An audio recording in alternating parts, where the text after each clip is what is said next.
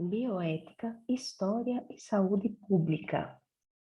Módulo 2. Tema 1, módulo 2.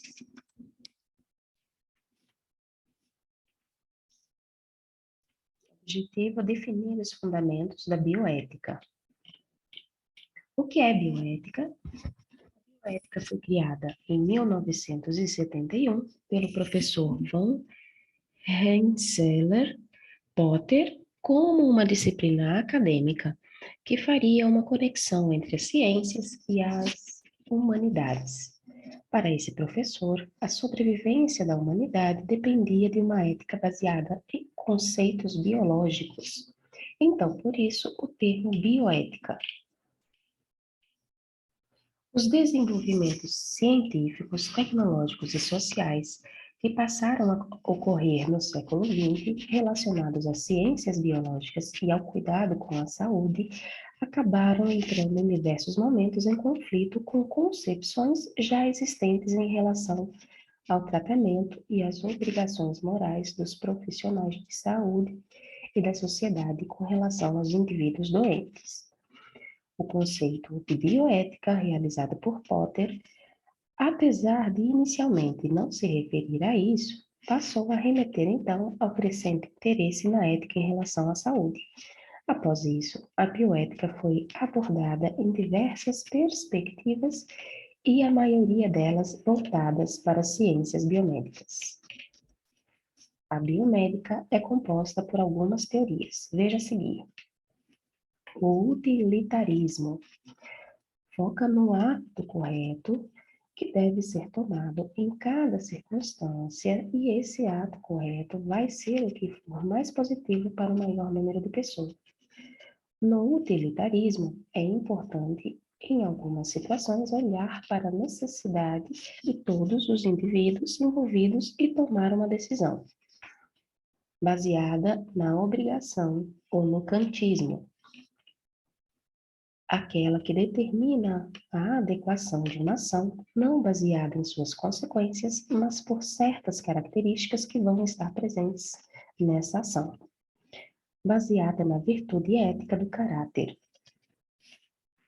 Foca nos agentes que realizam as ações e as escolhas em uma determinada situação.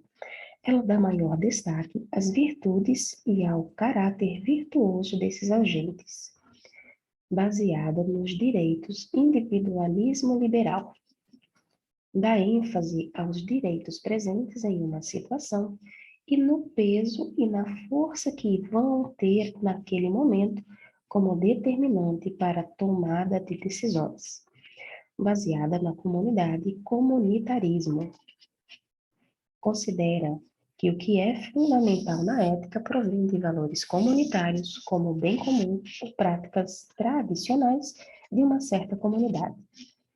A ética do cuidado é baseada nos relacionamentos, coloca o afeto e o compromisso emocional como determinantes para a tomada de decisões.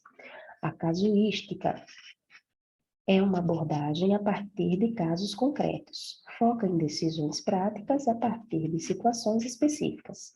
Considera que a moralidade apropriada surge desta análise específica de cada caso concreto. A abordagem principialista, considerada como a teoria mais difundida na bioética, se baseia em um conjunto de 4 princípios que norteiam as decisões e discussões das grandes questões da área: justiça, autonomia, não maleficência e beneficência. A bioética se trata de uma matéria transdisciplinar que permite a cooperação e interação de diversas outras matérias. Ela é dividida em 2 esferas.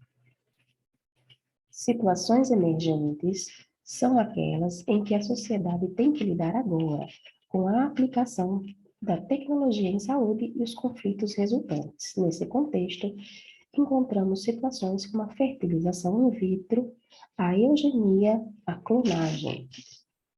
As situações persistentes, por outro lado, estão com a sociedade desde os seus primórdios. Podemos pensar nas situações que envolvem o aborto, o direito de morrer e etc. É possível perceber que a bioética vem para tentar trazer alguma solução para tais conflitos éticos. Podemos dizer que ela é uma aplicação prática da ética em saúde.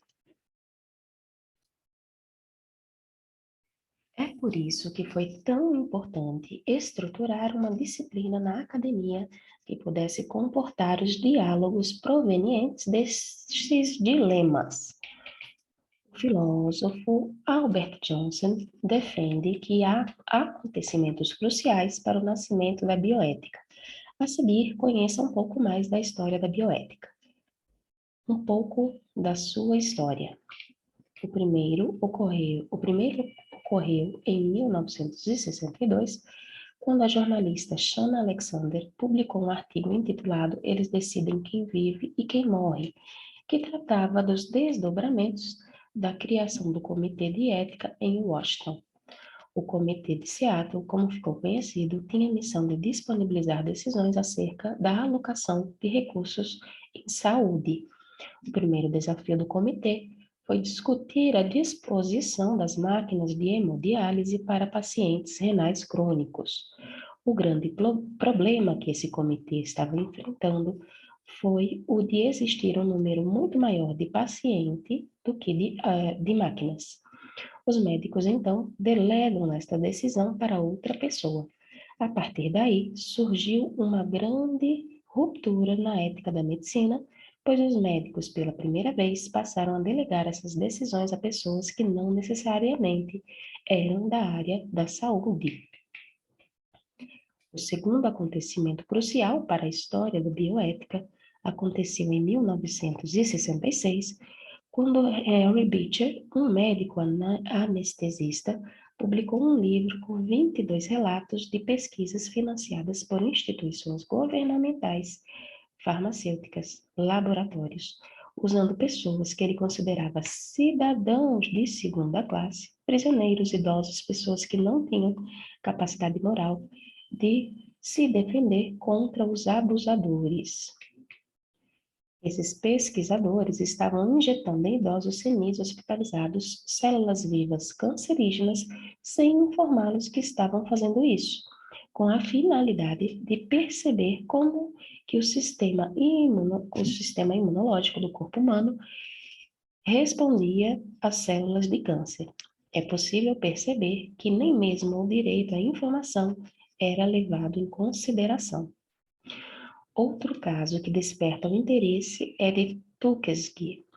Foi um estudo que aconteceu entre as décadas de 1930 e 1970, conduzido pelo Serviço de Saúde Pública americano.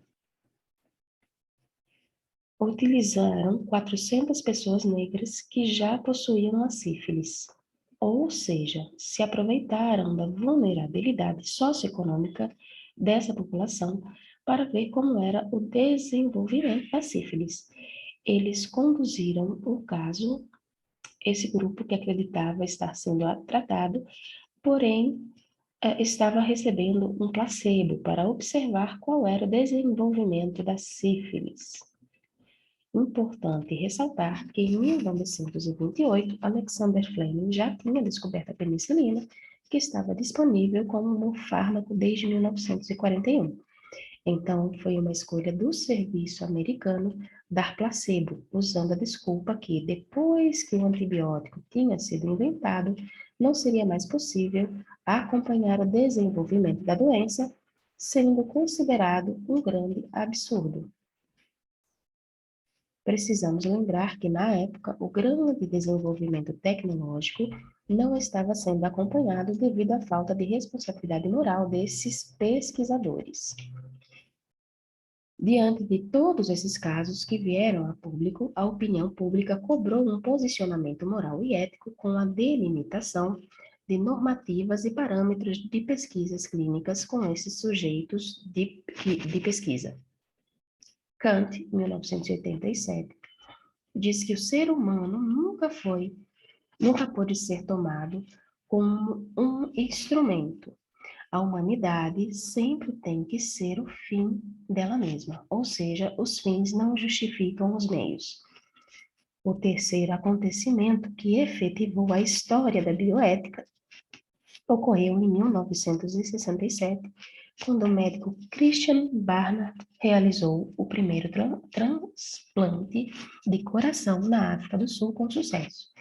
O que motivou o escândalo na mídia internacional foi o coração utilizado, porque até aquele momento, o critério utilizado para permitir a utilização seria o paciente ter falecido por parada cardiorrespiratória.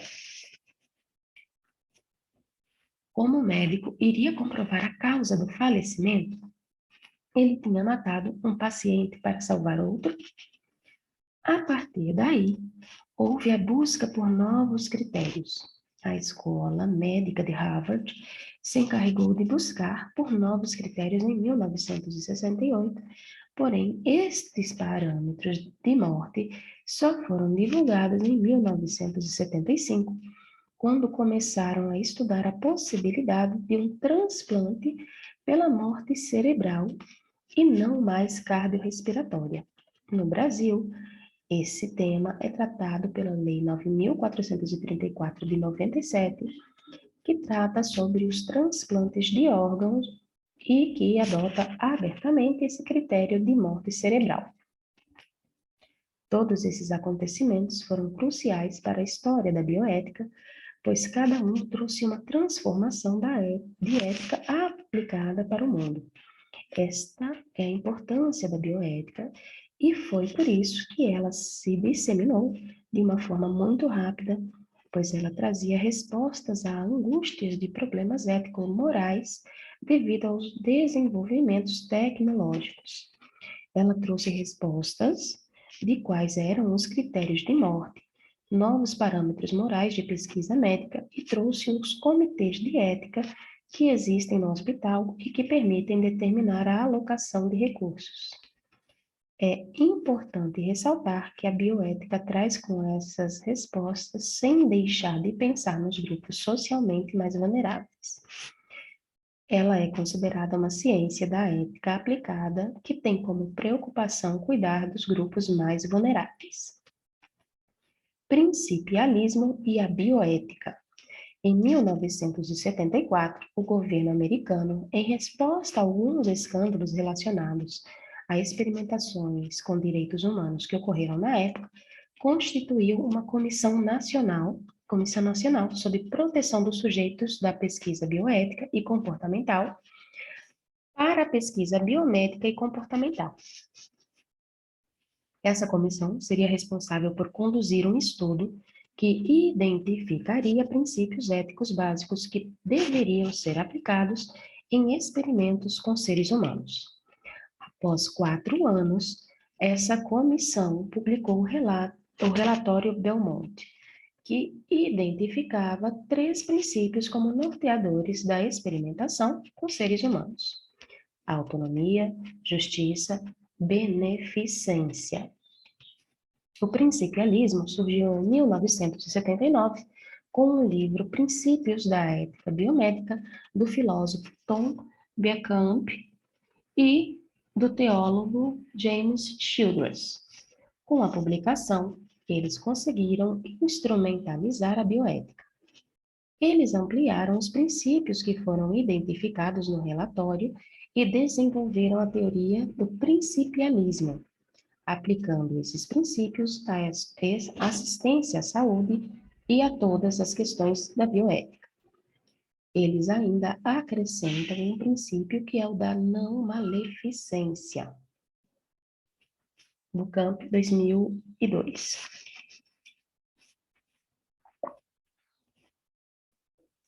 Ela é mais difundida no campo da bioética, principalmente porque surgiu focada na resolução de questões específicas. Os 4 princípios trabalhados pela teoria são abstratos, assim, precisariam ser trabalhados com fatos específicos. Os autores reconhecem que é necessária adaptação ao caso concreto. Regras e ideais morais também ser levadas em consideração quando for feito algum julgamento a respeito de um caso concreto. Acredito que tinha aqui uma palavra devem, né? Regras e ideais morais também devem ser levadas em consideração quando for feito algum julgamento a respeito de um caso concreto. Quando você se depara com um caso concreto, como deve proceder, tendo a teoria principialista como base? Primeiramente, é importante você tomar os 4 princípios como uma base abstrata, e a partir daí, especificar tais princípios no caso concreto, acrescentando conteúdo a esses princípios de acordo com o caso específico. Por último, devemos realizar a ponderação entre os princípios e identificando o peso de cada um dentro da situação em questão. A ética do cuidado. Neil Norton, Virginia Held, Carol Gilligan e Annette Bayer. A ética do cuidado se originou a partir dos estudos feministas com as obras de Neil Norton, Virginia Held, Carol Gilligan e Annette Bayer, surgindo como um contraponto às éticas tradicionais que teriam uma tendência de raciocínio moral mais masculino, levando em conta questões de justiça, imparcialidade, direitos, mas não estaria considerando o ponto de vista moral feminino construído a partir de relações íntimas entre as pessoas e os valores dessas relações íntimas, por exemplo, a compaixão e a fidelidade. O desenvolvimento moral desta ética feminina se daria a partir de associações e relações empáticas com os outros, de uma ética mais reflexiva e filosófica. Atenção! Outro ponto importante dessa teoria é que se valoriza muito a emoção. Nas teorias éticas tradicionais, como a do utilitarismo, teoria da obrigação, a emoção é vista como um obstáculo à atitude moral correta. Na ética do cuidado, a emoção seria um produto da moral.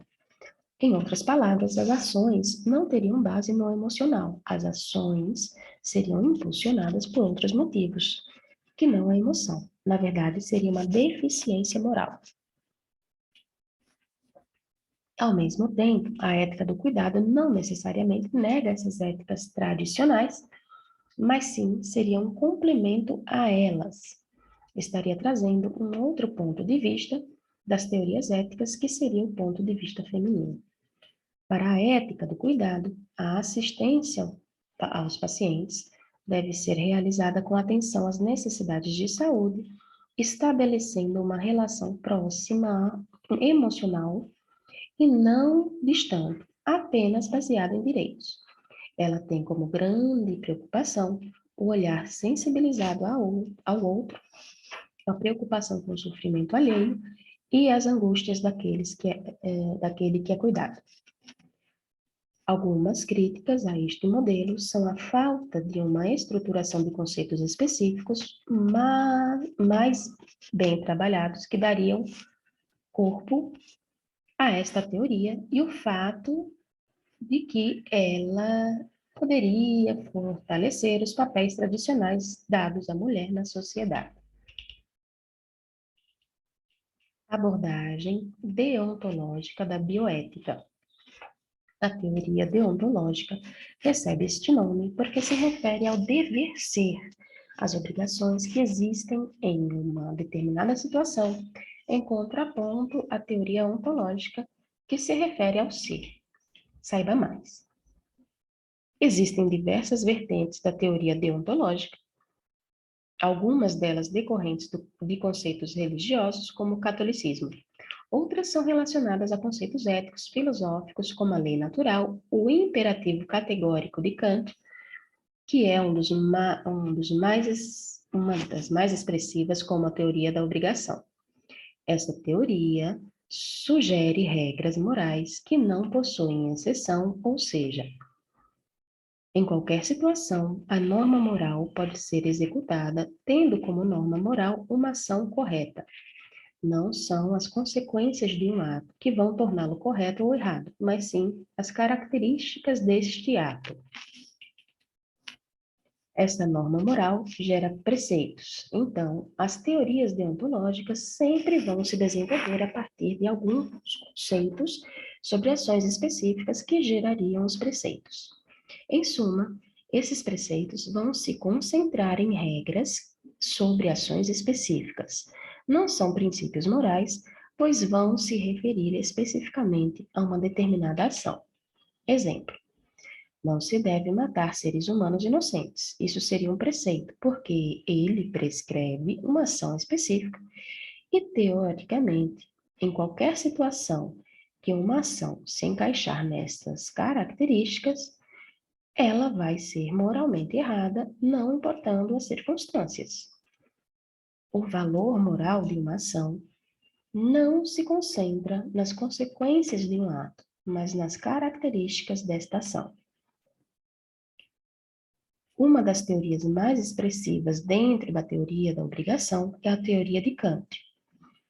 Para ele, sempre que um indivíduo se deparar com uma situação, a minha ação vai ser moral se eu agir de acordo com o preceito, mas compreendendo que eu estou agindo daquela forma por causa deste preceito, pois eu compreendo a relevância daquele preceito. Nenhuma outra concepção moral pode se sobrepor a um preceito para que ele seja considerado um preceito. Imagem de Immanuel Kant. Uma outra característica importante é o imperativo categórico de que age somente de acordo com a máxima que possa, ao mesmo tempo, querer que se transforme em lei universal. Esse imperativo categórico seria uma espécie de teste que nós deveríamos submeter nossas ações hipoteticamente de maneira autônoma, para compreender se ela seria uma ação moral naquele momento. Se aquela ação que eu estou prestes a tomar pode ser transformada em uma lei universal, então, segundo essa teoria, eu posso realizar tal ação. Vamos pensar no seguinte exemplo. Imagine que um pai decide doar um órgão para uma filha que está doente e depende dessa doação para sobreviver. Por afeto a esta filha, de acordo com essa teoria, este pai não estaria agindo moralmente, pois mesmo que as consequências dessa sua ação sejam as mesmas consequências, caso ele estivesse seguindo o preceito moral, ele não estaria motivado da maneira correta. A motivação desse pai é o afeto pela filha, e para Kant, as emoções não devem ser motivações para as ações. O que deveria motivar a ação do pai é a compreensão dele de que aquele preceito moral é obrigatório em determinada situação e não a sua afeição pela filha.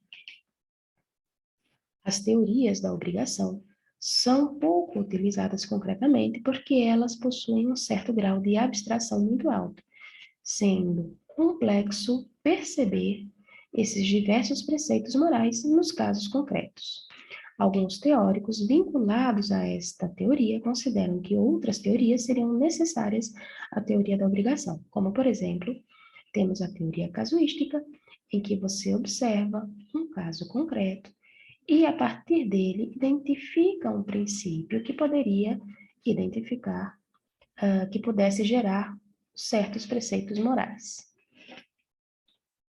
Os princípios da bioética como norteador da postura profissional. Assista ao vídeo em que a especialista Karine Sena apresenta a bioética e a sua visão na conduta profissional com base em seus fundamentos.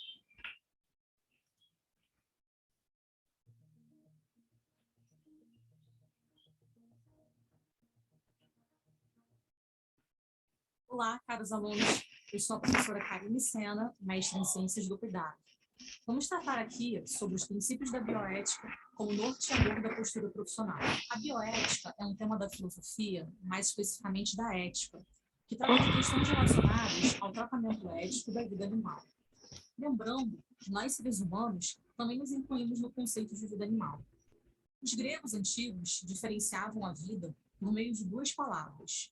Bios, vida individual plena, é o ato de viver e de aproveitar a vida. Para os humanos, bios seria a vida psicológica e subjetiva, participando dela questões como a felicidade e a dignidade. Zoé é a vida fisiológica. A escolha do radical bios para tratar de bioética tem um motivo, a dignidade. Como tratar a vida animal de maneira digna e ética quando abordamos assuntos polêmicos? É com isso que a bioética preocupa-se. Bios, para os gregos, complementa-se com o zoé, sendo que a vida fisiológica é também bios e vice-versa. Ethos é a palavra que, para os gregos, refere-se ao estudo fundamental e filosófico da moral, pois é a própria palavra que indica costumes e hábitos. A ética nada mais é que a fundamentação da moral, que está embasada nos costumes. Portanto, a bioética é o ramo do estudo filosófico que busca a fundamentação ética do tratamento da vida em seus mais variados aspectos. A bioética é interdisciplinar, transitando entre a filosofia, o direito e as ciências humanas. Ela procura dar respostas sobre a justa manipulação e tratamento da vida de seres que podem sofrer, ou seja, seres vivos do reino animal.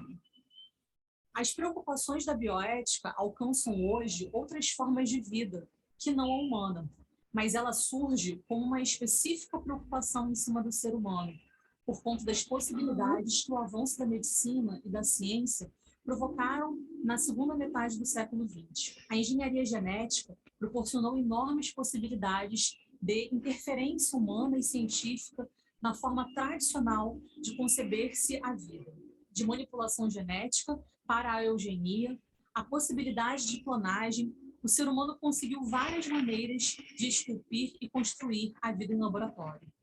Além disso, as discussões sobre eutanásia e o aborto acenderam um acalorado debate entre cientistas, médicos, juristas e religiosos, que apresentaram várias divergências, com cada um defendendo um ponto de vista com base na sua área. Nas décadas de 1980 e 1990, o debate sobre o vegetarianismo e o veganismo, como posturas coerentes com uma sociedade que respeita os animais, popularizou-se. A partir disso, a bioética também incorporou em seus estudos o direito dos animais, tratando não somente do abate de animais para o consumo de carne, como também a utilização de animais em testes de cosméticos e científicos. A importância social da bioética. Uma sociedade extremamente científica, com as mais variadas maneiras de modificação da vida em laboratório, com a possibilidade de fertilização in vitro, de clonagem, de eugenia, com a utilização de animais em pesquisas e para a alimentação, precisa de um amparo teórico para pensar em tais problemas. Em uma sociedade na qual o sofrimento de um doente terminal pode ser encurtado ou o sofrimento de uma gestação indesejada pode ser evitado, a bioética também serve para oferecer o aparato intelectual e fundamental para estabelecer-se uma discussão justa sobre esses assuntos. E para fecharmos, vamos discutir sobre a importância dos princípios éticos para os profissionais. Os princípios da bioética contribuem para os profissionais entenderem a importância de incentivar e proteger o direito à autonomia dos pacientes, respeitando os limites da beneficência, não maleficência e justiça. O cuidado em saúde tem como perspectiva promover a confiança e a mútua responsabilidade.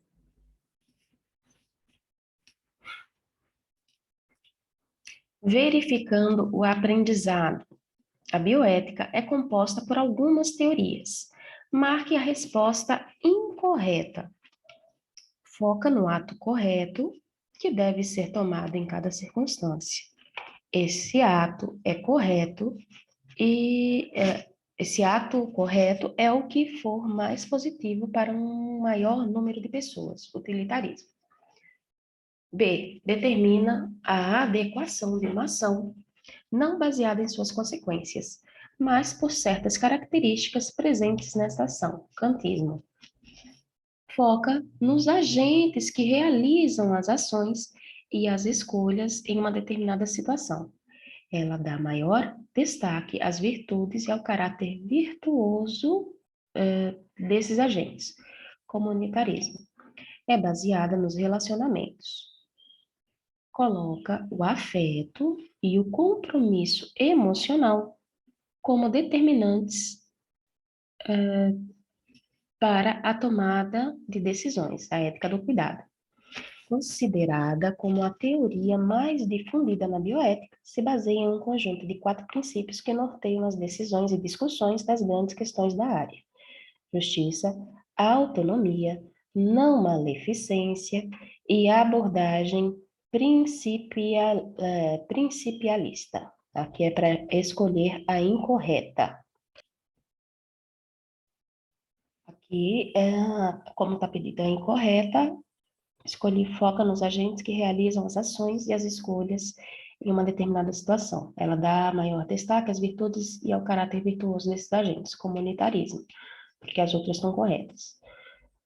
Comentário parabéns, a alternativa C está correta. O comunitarismo considera que o que é fundamental na ética provém de valores comunitários, como o bem comum ou práticas tradicionais em certa comunidade.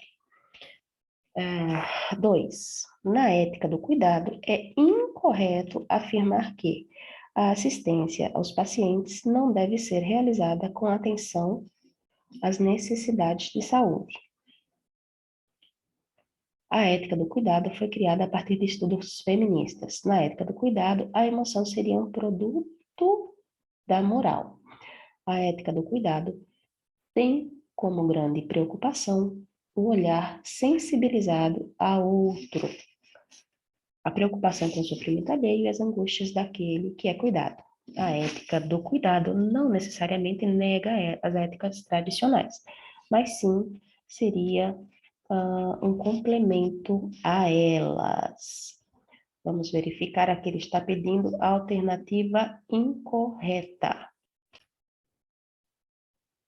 Escolhi a letra A, assistência aos pacientes não deve ser realizada com atenção à necessidade de saúde, e é a alternativa correta. Para a ética do cuidado, a assistência aos pacientes deve ser realizada com atenção às necessidades de saúde, estabelecendo uma relação próxima emocional e não distante, apenas baseada em direitos. Ela tem como grande preocupação o olhar sensibilizado ao outro, a preocupação com o sofrimento alheio e as angústias daquele que é cuidado. Conclusão. Considerações finais. Uma análise completa dos problemas morais em bioética exige não apenas identificar quais são os princípios apropriados e a ação correta, mas também determinar como resolver conflitos entre eles e como passar desse nível de princípio para o caso individual. Até mesmo aqueles que podem concordar com o significado e as implicações de certos princípios talvez não cheguem a um acordo sobre o que fazer à beira do leito de morte, pois discordam a respeito de como ordenar ou ponderar os princípios. Eles também podem divergir, porque mantêm diferentes posições sobre como passar de nível de princípio para o do caso e retomar ao primeiro.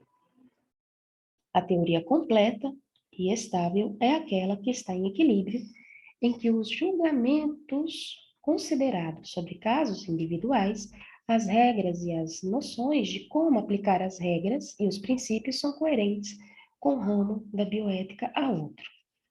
O desenvolvimento desse equilíbrio pode exigir um exame dos julgamentos de casos e princípios, além das regras de mediação e seu ajuste até que seja alcançada a harmonia.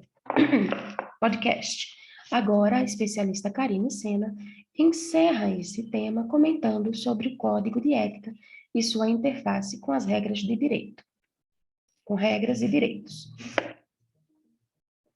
Compreender o conceito de vulnerabilidade na sua relação com a bioética e os direitos humanos, assim como avaliar como as reflexões bioéticas podem ser aplicadas no seu dia a dia, é exatamente o que você ouve hoje nesse podcast.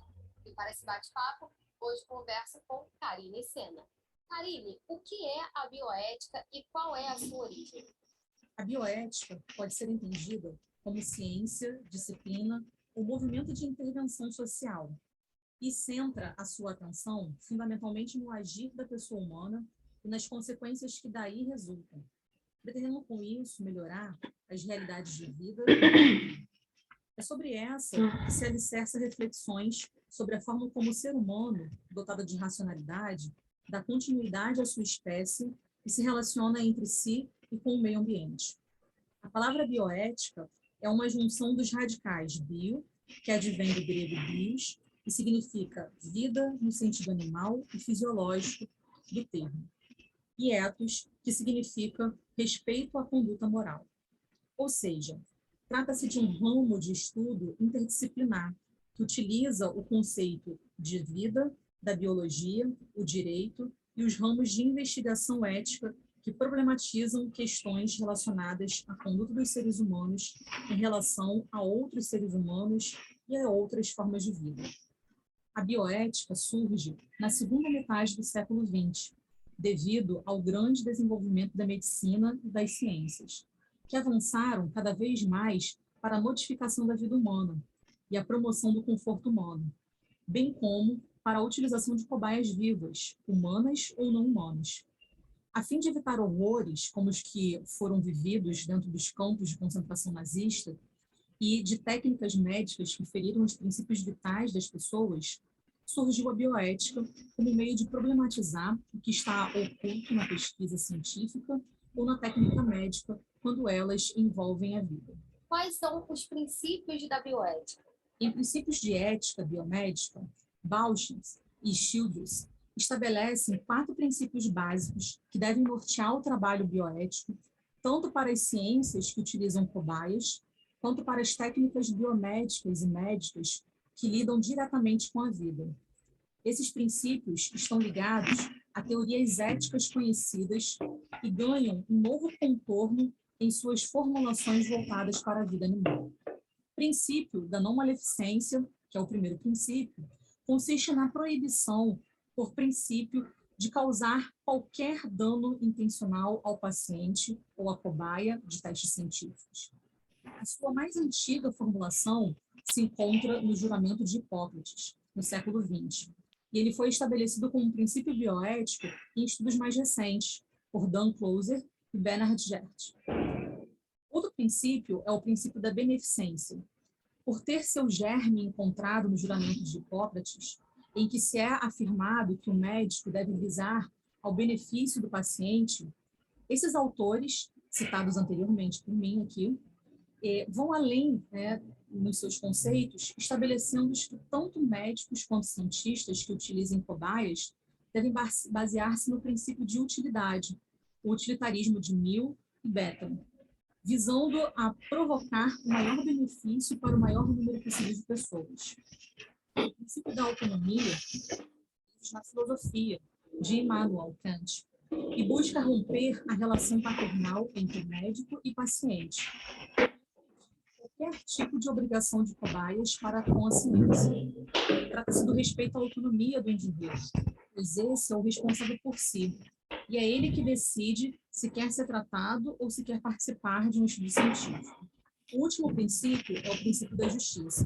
Baseado na teoria da justiça, esse princípio visa criar um mecanismo regulador da relação entre paciente e médico, a qual não deve ficar submetido mais apenas à autoridade médica. A autoridade, que é conferida ao profissional devido ao seu conhecimento e pelo juramento da conduta ética e profissional, deve submeter-se à justiça, que agirá em caso de conflito de interesse ou de dano ao paciente. Como você vê a importância da bioética? A bioética tem se tornado cada vez mais importante porque a evolução da medicina e o aparecimento de inovações científicas criaram novos questionamentos sobre os limites éticos da conduta médica. A bioética ajuda a compreender quais são esses limites que devem ser considerados em pesquisas científicas e procedimentos médicos em áreas mais sensíveis. A pretensão da bioética é facilitar que os procedimentos estejam de acordo com os valores éticos e morais mais cultivados em cada sociedade. Além da saúde, a bioética pode ser importante em questões como a regulamentação das alterações genéticas em alimentos transgênicos ou nos testes de medicamentos e cosméticos que são feitos em animais. Existem casos polêmicos de bioética. Você pode comentá-los? Exemplos de casos que envolvem bioética são as polêmicas em torno do aborto, do transplante de órgãos, dos transgênicos, do uso de animais e seres humanos em experimentos, do uso de células-tronco, da eutanásia, do suicídio, da fertilização in vitro, entre outros. A bioética, nesses casos, tem a função de assegurar o bem-estar das pessoas, garantindo e evitando possíveis danos que possam ocorrer a seus interesses. O dever da bioética é proporcionar ao profissional e aos que estão sendo atendidos por ele o direito ao respeito e à vontade, respeitando suas crenças e os valores de cada indivíduo. Como você imagina o futuro da bioética? A bioética desenvolveu-se, diversificando-se e tornando-se plural, o que faz parte do seu processo de evolução. E ao longo desta sua curta história e da sua impressionante expansão a todo mundo, as únicas questões que se podem colocar em relação ao passado e presente, dando atenção ao seu futuro, são a de saber que ela se manteve a identidade no curso da sua acelerada evolução ou se converteu numa outra realidade. E se manteve também o seu papel na sociedade, protagonizando uma resposta efetiva e eficaz para as interrogações sempre novas que as aplicações da biotecnologia colocam, ou se foi substituída nessa sua função especificamente por um outro saber ou por uma outra forma de ação. A bioética, quer como moral universal, transcultural, quer como moral procedimental, afirma-se hoje como uma ética cívica, e assim sendo, reitera a sua identidade, sem rejeitar a sua evolução e mantém a sua eficácia, adaptando-se aos novos desafios que lhe são colocados. Nessas condições, estou confiante de que a bioética terá um futuro. Muito obrigada, Karine. Obrigada a você que ouviu esse podcast. Espero que o nosso bate-papo possa ter colaborado com o estudo de vocês. A gente vai ficando por aqui e até a próxima.